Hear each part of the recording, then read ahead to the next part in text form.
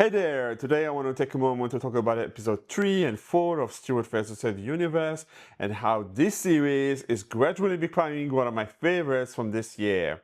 But first off, I want to share the excellent news that it's just been renewed for a second season by HBO Max, and this is exactly what I predicted in my initial review that I'll link to this one.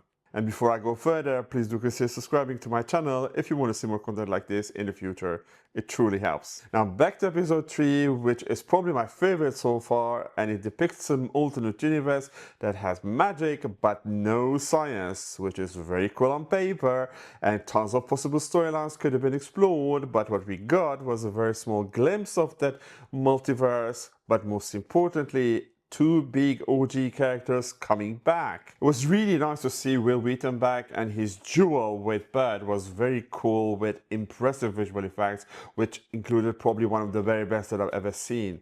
That moment where he actually turns his octopus tattoo into a real octopus and uses it against Bud was incredibly impressive and well done, one of the highlights of the series so far.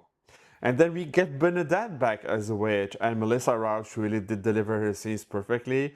The duality between her diminutive, squeaky side and her transformed giant persona that terrorizes the town was very funny and visually very, very impactful. And as good as this episode was, I kind of felt like it went by so fast. I truly feel like 20 minutes is way too brief for such a series and wish they would stick to 30 minutes instead.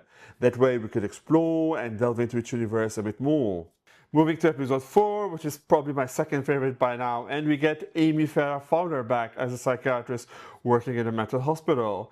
I feel like Maya Bialik truly delivered her role immaculately here. She has the aura and the gravitas of a real mental health worker, and she infused plenty of authenticity into this episode.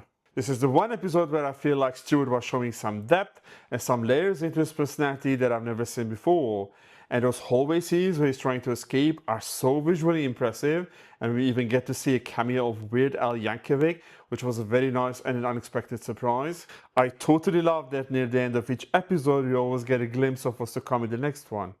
One thing that's really keeping me entertained as much as the storyline is trying to guess who we're going to see next in upcoming episodes. My money is on Howard or Leonard, so fingers crossed that one of them pops up soon. So all in all, Stuart Fair to Save the Universe is quite a hit for me, and it's been growing with each new episode.